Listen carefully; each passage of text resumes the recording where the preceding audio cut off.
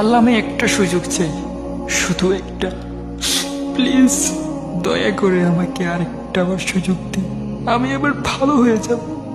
আল্লাহ, আমি সত্যি বলছি, আমাকে ফিরিয়ে দিন।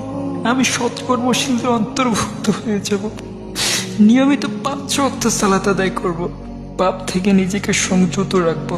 আল্লাহ প্লিজ, শুধু 2 মিনিটের জন্য হলেও আমাকে পাঠান, আমি যেন সুস্থ অবস্থায় মৃত্যুবরণ করতে পারি। কি ভাবছেন, সেদিন আপনাকে যেতে দেওয়া হবে?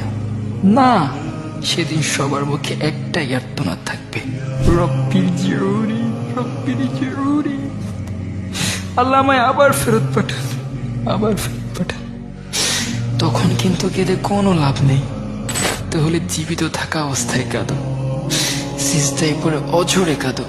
দেখবে তোমার চোখের পানি সেই বিশাল জাহান্নামের আগুন নিভিয়ে দিয়েছে।